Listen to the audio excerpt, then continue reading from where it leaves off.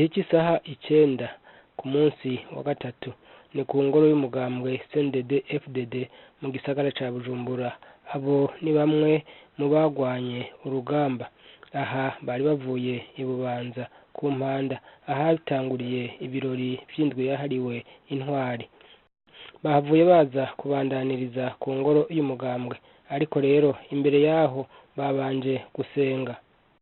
Nuko rero bana natwe utuzigame aho tugiye gutangura, ukomeze utuzigame. Ya ibadi inni harramni dhulma ala nafsi wa bainahum muharrama fala tadhallamu. Tubigusabishije wa mukama wacu Yesu Kristo, we mucunguzi wacu kandi wewe musangiye ubuzima n'ingoma mu bumwe bwa mutima mweranda. Amen. Mu nyuma baririmbye indirimbo yahagiza igihugu cy'u Burundi, bakurikije indirimbo yahagiza umugambwe CNDD FDD, baca babandaniriza ku ndirimbo yahagiza intwari.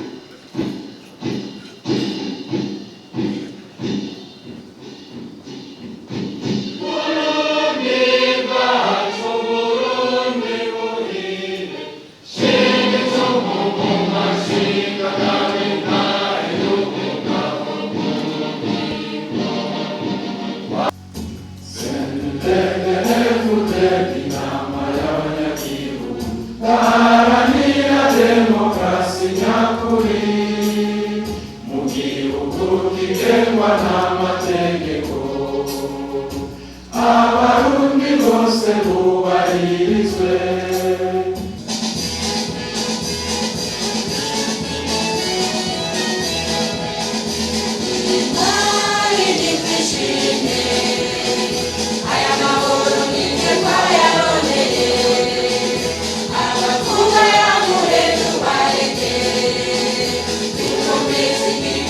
Umunyamabanga mukuru w'umugambwe CNDD FDD Evariste Ndayishimiye yahavuye ashikiriza ijambo. Ahanini ryari ijambo ryaranze ubuzima babayemwo mu gihe bari bakiri ku rugamba. Nicyo gikomeye ku buzima bwacu. Uyu munsi no munsi umurundi wese abakwiye kwikebuka, akiyumvira ingene nawe akwiye kuba intwari mu gihugu ciwe.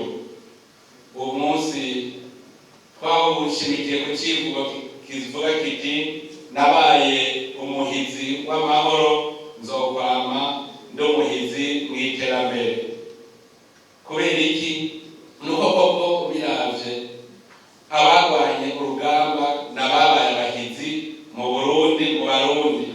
Kandi rero kuba abahizi si impano ironka bose, kuko kwitangira igihugu biragoye.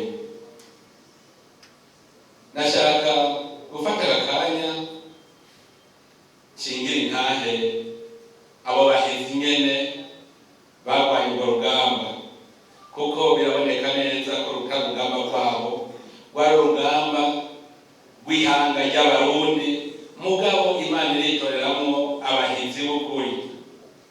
Igituma tubita abahizi b'ukuri nuko ubwa mbere muri abo bagwanye urwo rugamba nta n'umwe yatumye uwundi.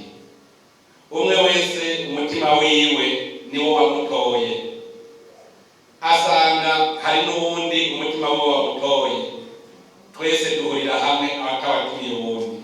Ntaho birakaboneka ku isi aho hashobora kuba inteko zihurira hamwe ata mukuru yavuze ati ngo duhure reka ndabatumire, ariko ugasanga twese twahuriye hamwe, umwe wese azanye umutima wiwe, azanye n'umutima wiwe wo kurwanira igihugu, hanyuma mugashika musanga muvuga rumwe.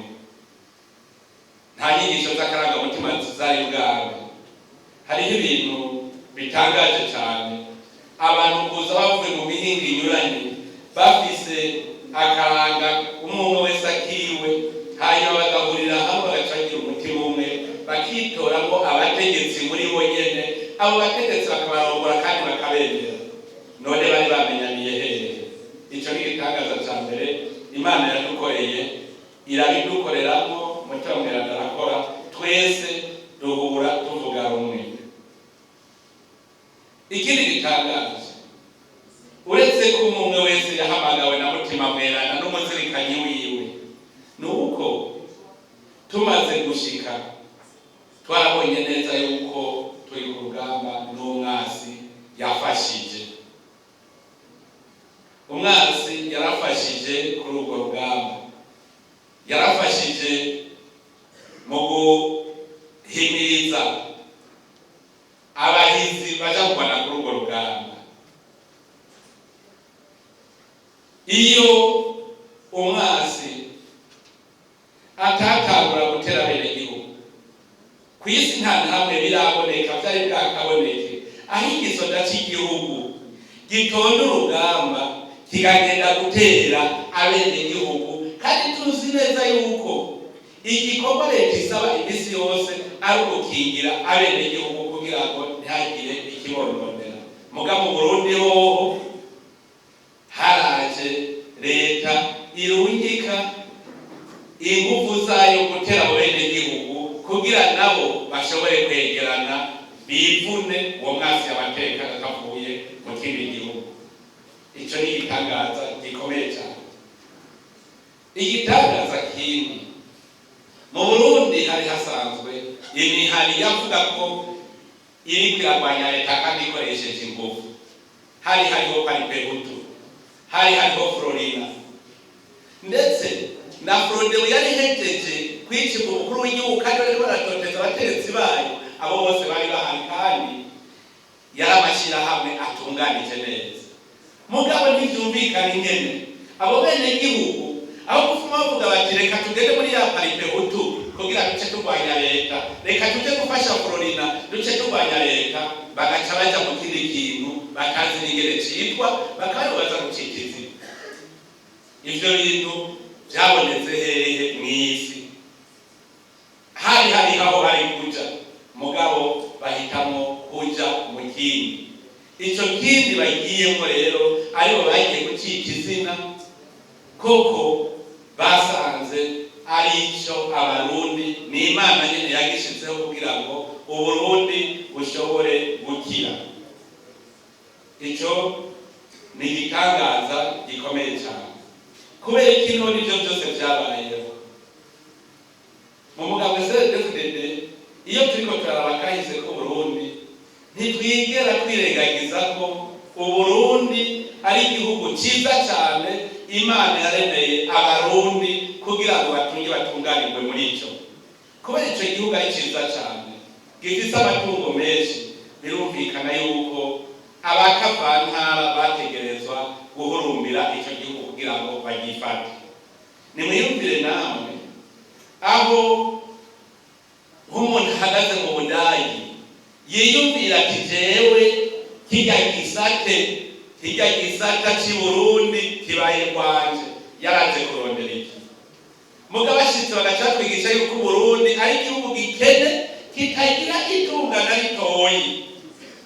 Mugabo baje kuhafata, bari bazanywe koko n'umutima w'urukundo. Iyo bazanywe n'umutima w'urukundo ntibari gushika badutera, bari kuvuga bakabanza bakaramutsa, kuko uzanywe n'amahoro mu migenzo y'ikirundi aravuga ati yemwe nimunduhe. Abarundi bakakwishura bati kuvyuzanye cyane, bakavuga bati kaze dusangiye. Nuvuga yuko n'abantu bashize hamwe. Abazungu muga ntibabaye kuko baje koko biboneka yuko baduteye, arico gituma Abarundi baciye bahagarara amagabo. Ivyo Imana yatugabiye rero haba haraje igisuka kije kubidutwara, bacabanza rero gutembagaza intwaro y'Uburundi. Uno munsi twamye ku mpanda twibuka bene wacu biguze urwo rugamba, bamwe mbere bishwe n'indongozi zacu nyene, n'abandi bishwe n'umwasi. Twavuze tuti nta butegetsi, nta bwoko bwica, hica ubutegetsi bubi. Abazungu bashitse cyambere basambuye ubutegetsi bwari ubuvyeyi, baza gushiraho ubutegetsi bugwanya abenegihugu. Uburundi buba burashitse mu ntwaro y'ubuja, novuga nti abarundi baciye bababaja mu gihugu cyabo